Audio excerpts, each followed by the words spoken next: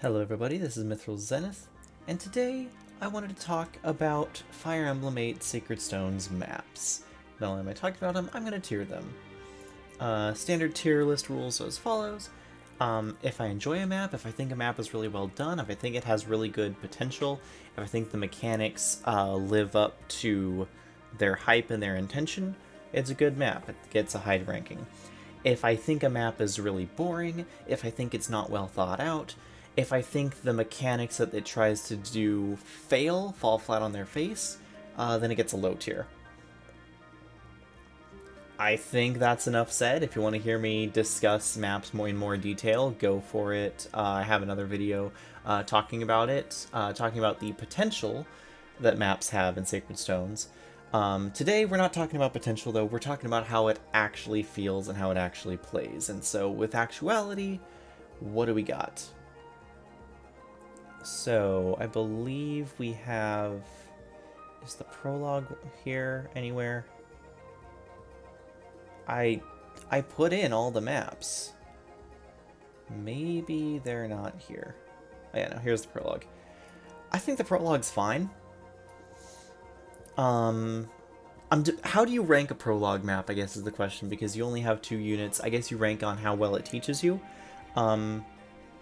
It teaches you, well, it gives you a rapier, it forces you to use the rapier, it teaches you, it rigs a crit, it, forces movement. I don't know, I think the prologue is kind of a, C tier map. It's not the worst of the worst. It's a tutorial map. It's the very first map tutorial map. There's only so much you can do with it. I think that if you go through FE4 and FE5's tutorial maps,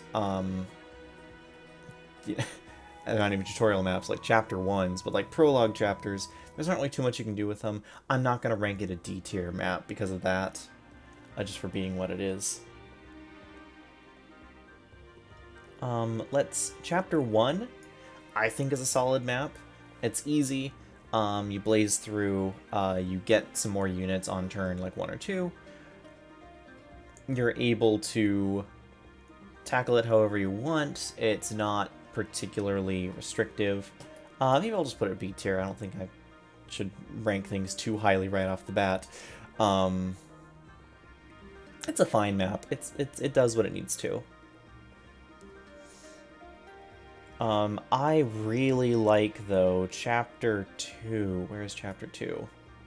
I think Chapter 2 is a great map. I'm not putting it S tier. Maybe I should put it S tier. Because Chapter 2 in Sacred Stones teaches you Rescue. Rescue is a command that's been in the game since Fire Emblem 5, I believe. But the game has never taught you Rescue more than just like, hey, just kind of a brief suggestion. But no, this game teaches you Rescue with a flyer and how good it can be truly just for its base purpose of rescuing the unit. That said,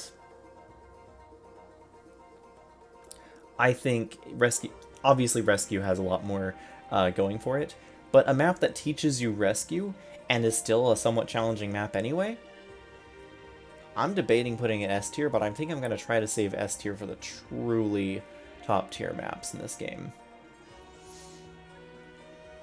Chapter 3. It's B tier. It's fine. Again, not really super impressive. Doesn't really do too much crazy. You get introduced to monsters. There's a lot of them. It can get a little hectic sometimes. It's not bad, but it's not great. This is going to be pretty B favorite, I believe. Chapter 4. Wait, no, that is Chapter 4. Where's Chapter 3? Where's Bandits of Borgo? Bandits of Borgo, another B tier map.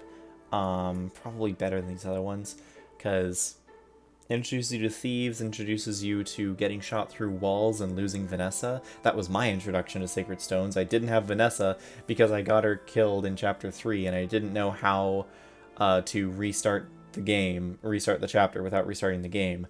I didn't realize the difference between resume and restart. So yeah, it's a B tier map. You can boss abuse on it. Generally, a lot of people do that to level up Ross. It's fine. It's a fine map. Chapter 5. Where's Chapter 5? I think Chapter 5 is A tier. not S tier, A tier though. It's a very tenuous recruitment of Joshua. It's tense, it can be difficult, you need to be a little bit quick about it too to rescue the villages from the bandits. There's a lot going on, but it's not too overwhelming. Solid early game map, I think it's A tier.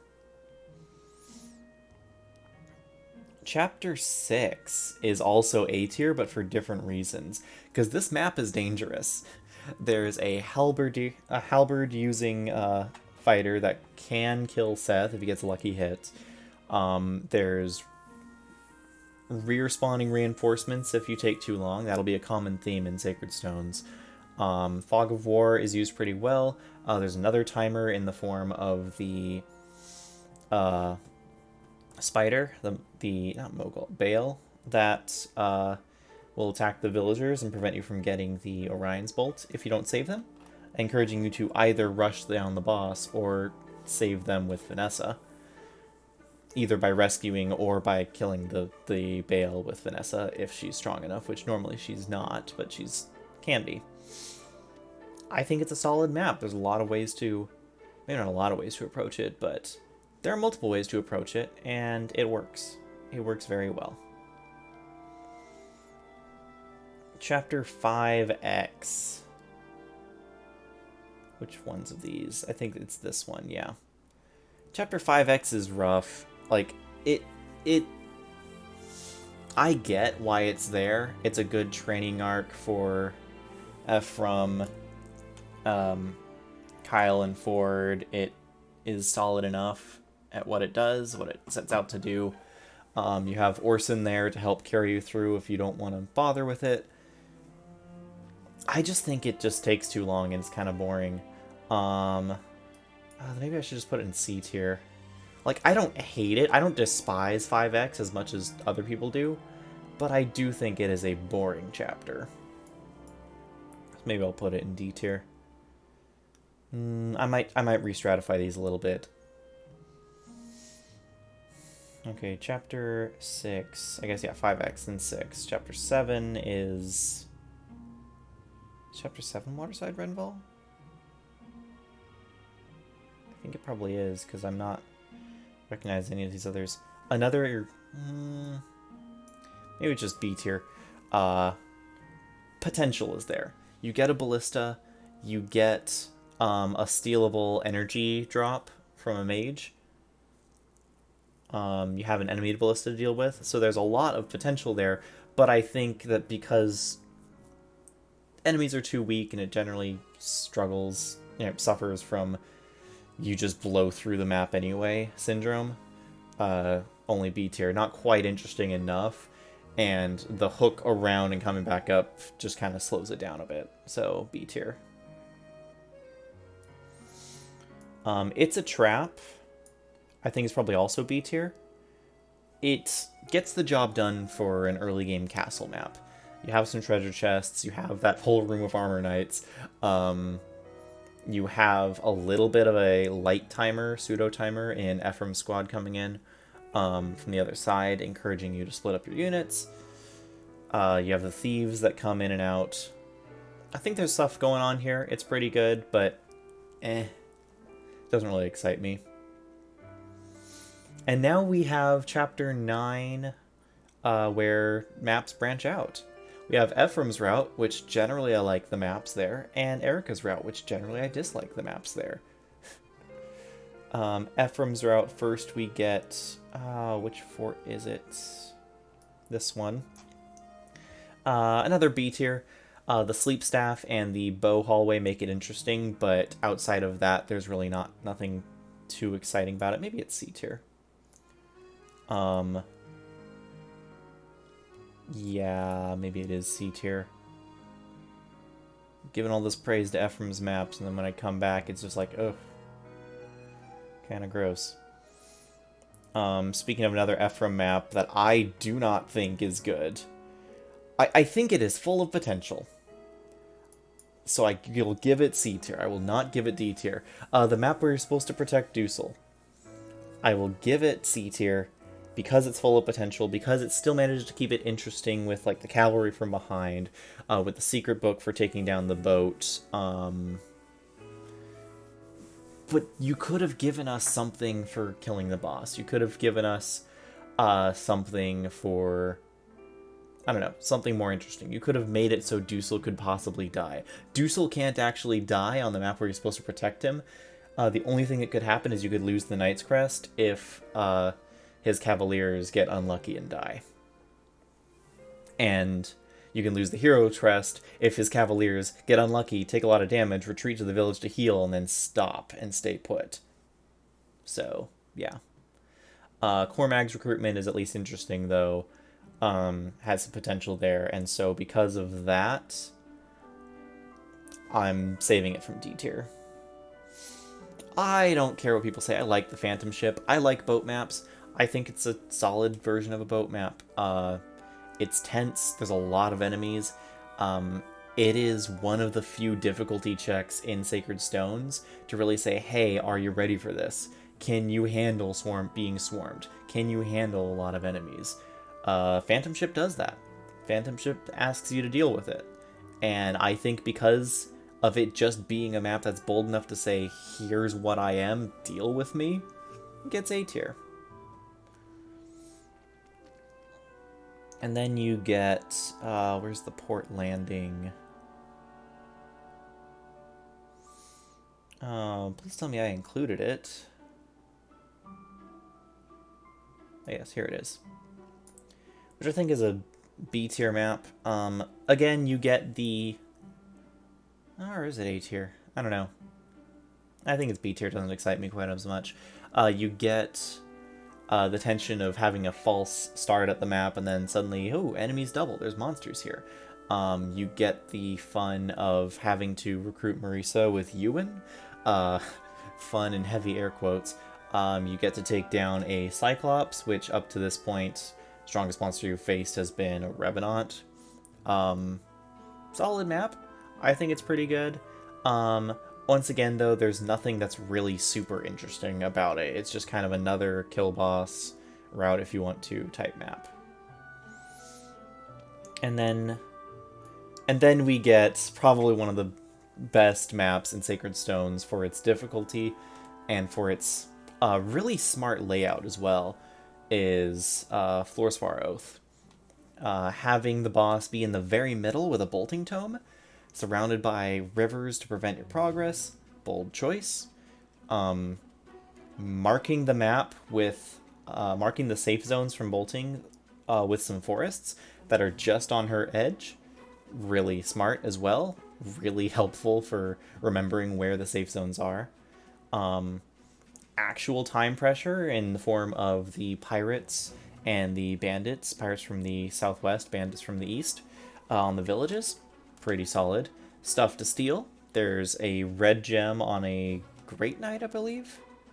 New units, you get Garrick and Tethys.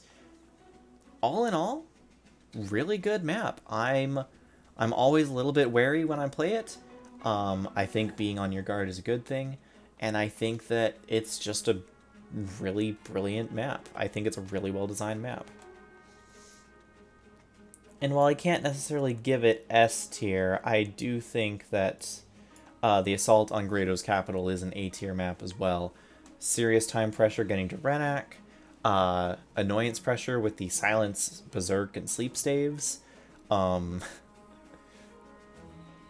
have constant reinforcement, so you're constantly getting pressured, so it's the debate of, do we move forward as a block? Well, no, there's reasons to split up your army, to leave certain units behind. You want to get all the chests, but you also don't want to, die horribly. You can kill the... If you can kill the sniper with the longbow, you get the longbow, and so it encourages you to try and figure out how to get the sniper into 2 range, because he won't move to 2 range unless you deliberately get him there, so it's kind of a little bit of a puzzle to how to get the longbow. You know what? Screw it. It's S tier. I said it. I think these 2 maps carry Ephraim Root hard. These 2 maps, Phantom Ship is pretty good. Really makes up for the first 2 maps being a little bit of a slog. I think those are great maps. If we move on over to Erica's side, though, we get a lot of uninteresting maps. I think the first map is A tier. You technically have time pressure to get Amelia. Um, you have useful things for flyers or Pirate Ross to do with uh, fighting the pirates and getting to the village. I think it's a pretty solid map overall. I think it's probably one of the best maps that Erica has access to in her route. Unfortunately, it's all downhill from here. You have, I think, a B tier map with the holdouts for Garrick, Inez, and Tethys. Debating putting it A tier, but I think it's really similar with this map, the other map that you get Marissa in, where it just kind of it's tense for a little bit, but then once you rescue people, it just kind of becomes okay. Now let's slowly slog through the map, finish it off. Climbing up that mountain feels like it takes forever. I don't know what it is about Erica maps, but it feels like they slow the game down a lot, even if they don't really. And I'm not sure why I have that feeling. Oh, we are revealing the white strip below. So let's just add another row to cover that up a little bit. Make it so that I'm not blinding you all. Yeah, there we are. I think that the, is this chapter 11 or 12? The replacement for Phantom Ship, the mansion. Yeah, it's a B tier map. It's fine. It's very unmemorable for me. You have some tough monsters. I don't think there are any stealables outside of the chests. But it's a good Fog of War map. It does the Fog of War map thing pretty well, and so I think it's probably worth its B tier. Not as memorable or notable as Phantom Ship, though. I always forget that map exists until I'm looking at it. Kerpilin. I don't like Kerpilin. I don't think it's a very good map.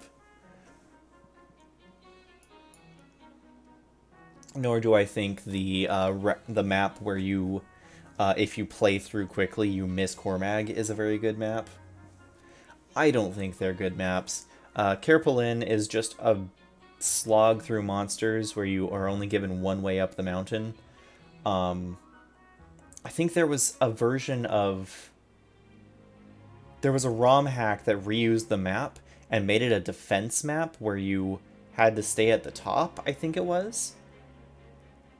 And that made it a lot more interesting and a lot more tense because then you have reasons to go down to try and get like bonuses and whatnot. But because you just start at the bottom and have to work your way up to the top, you have to slog through every monster anyway, it just is boring and uninteresting. And I think the other map, like I said, where you can just miss Cormag if you clear the map too quickly, which is very possible if you have a strong Seth or Franz or Ford or Kyle or anyone by that point. It's like what? It's a defense map, but instead of... Well, it's a survive map, technically. You're not defending any objectives. It's a survive map where you just have to kind of survive for however many turns. But unfortunately... Fortunately, you can kill the boss and clear the map. Unfortunately, you have to wait like half the turns for Cormag to even spawn, and then... It's just a really annoying map, and I think for the annoyance's sake, I have to give it that D tier. In fact, I don't even hate 5X as much as I hate these two maps. I think 5X is at least somewhat interesting because you have so many limited units. It's just kind of a puzzle to get through. I'm okay with puzzle maps, at least once. I think where 5X's downfall comes from is in repeat playthroughs, but playing it once is fine. Even playing either of these two maps once is just like, I'm checked out, I'm done. Which does lead to Johanna, which I think is an A tier map. Actually, I think it's a B tier map. I think it would have been A tier had there have been another connection through to the throne room. But the fact that you have to go all the way up to the top to get to the throne room means either you're just rushing through here, getting through here, and getting to the throne room, or if you want to get all the other treasure on the map, you have to go all the way this way, push through walls, come all the way around here.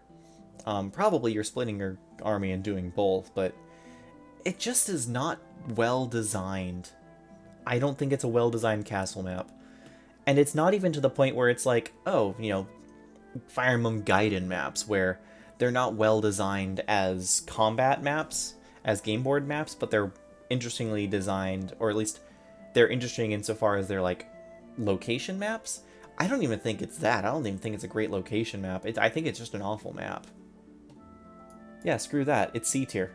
I don't think it's as bad as these two, but screw that map. I think it's C tier. What are the order of these other maps? Desert map. I'm always interested in the desert map. I don't know if it's S tier, but I definitely think it's top of A tier. Hidden items, always great. Always great to have hidden items. Surprise reinforcements around whatever team you don't use. Or is whatever team you do use? I forget. Or is it always just from behind Ephraim's squad? Surprise reinforcements are good. Forced split party is good. 2 strong bosses is good. A lot of tough enemies is good. I think the map actually does a lot of things right. It's another map that is just so memorable to me. I'm debating. I probably will put it in S tier just because I remember it so much. Then we come home to Renee. Where's Renee Castle? It's a B tier map. You get Myrrh. You have some fun paths you can go through the map with. You have a stealable red gem on the reinforcement Cavalier squad, which again another. This is like the 3rd or 4th map that does this, but more reinforcements right from behind you. Maybe it's like the 5th map. Yeah, Chapter 6, Chapter 10 from Chapter 15, Chapter 16. Yeah, it's like the 4th map that does that. I think it's a really good. I don't know. I like the idea of just you're constantly being chased and harassed by Grado's knights, or monsters sometimes. Escape Phantom Ship, the Death Coil boss spawning behind you was a fun trap. I like that idea, and I like that they just kind of keep coming. It works really well. The only other game that tried that is Mystery of the Emblem Book 2 with Astrum's Hero Squad. Is it A tier, though? I think it's probably just a B tier map. Overall, yeah, I think these maps are better than it. We go here. I think the map where you get all the green units and whatnot and fight Lion is an A tier map because you start fighting fully promoted enemies. The vast majority of your enemies are going to be promoted. I think there's some Cavaliers that aren't, and some Mages that aren't, that are accompanied by promoted Sage. But a lot of the enemies you fight are starting to be promoted now, and they're starting to get tough. And you have to play this map sort of quickly. I think the only thing that I would maybe mark it down to B tier for is that Leon gets surrounded by all of the druids. So many shamans and druids spawn around him that make it really frustrating to actually fight him and take him out. But the fact that he goes first makes it easier to fight him on enemy phase. So I still think it's A tier. I think it's tense. I think it's engaging, and I think it's fun. And it's definitely more memorable than most of these maps. Gorgon Egg map is S tier. It is a rush objective that works, that encourages rushing, but that encourages careful rushing. And it doesn't kill you or kill units or like over punish you for not rushing, for not completing it, but it also rewards you for completing it. I'm talking Gorgon Eggs. I'm talking getting a hard-coded 50 experience per Gorgon Egg, no matter your level. In some ways, it's great to level up weaker units, but I find more use in it to really level up and cap out high-level units. Because your high-level units are going to get really slowed experience gains by this point. Gorgon Eggs help max them out. You're encouraged to go fast and kill as many Gorgon Eggs as possible. You're punished for going slow by them hatching into Gorgons. And those Gorgons can be really dangerous. But if you're careful and are deliberately cautious and slow, then you're fine, because you can still just approach the Gorgons, and it's still a somewhat interesting map. It just makes it harder on yourself. I think it's a very well designed. I'm just gonna always.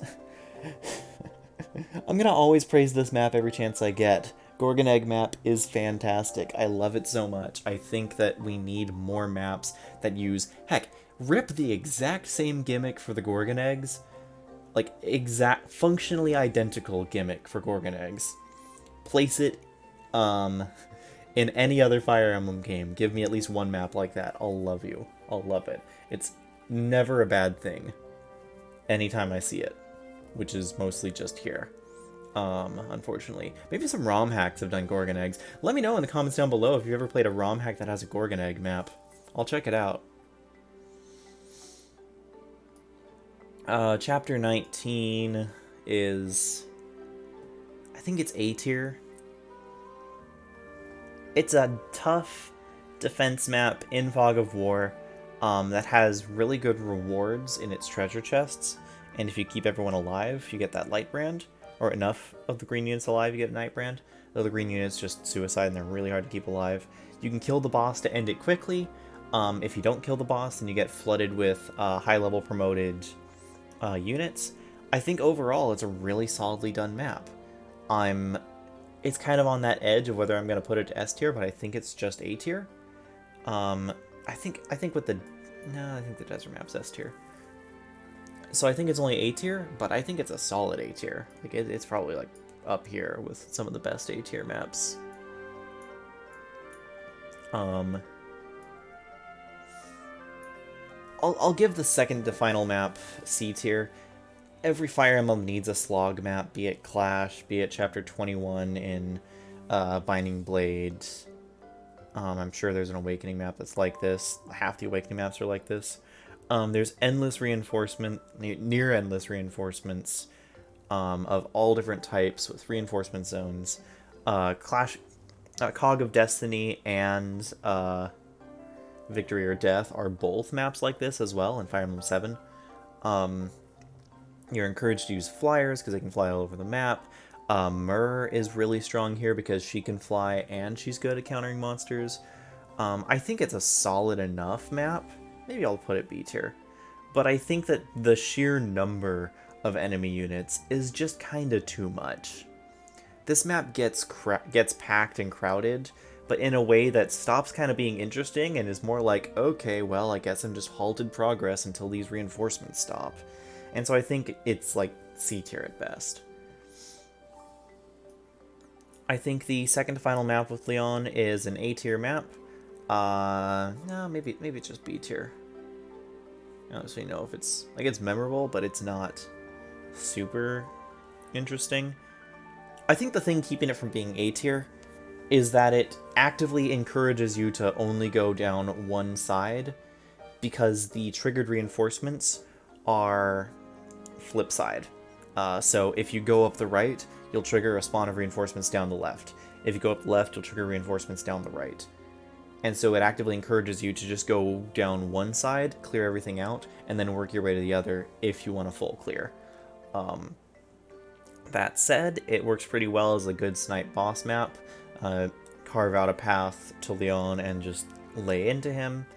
So that's why it's B tier, but I don't think it's A tier. I don't think it's quite that good, just because a couple of odd decisions to it. And then you have the Demon King, which... kind of like the Fire Dragon map. Like, it gets its own map at least. It's somewhat interesting. It's C tier. For a final boss fight, it's pretty interesting. You just, I mean, maybe not interesting. For a final boss fight, you just, go at it with your legendary weapons. All the summons he brings out can be dangerous, but you can kill him easily in 2 turns if you just have enough strong units and are willing to, throw them at him. Yeah. But yeah, that is my tier list for Fire Emblem 8 maps. Leave your comments down below what you think. Let me know if you think I've horribly under or overrated any of these maps. And until next time, this is Mithril Zenith signing out. See ya.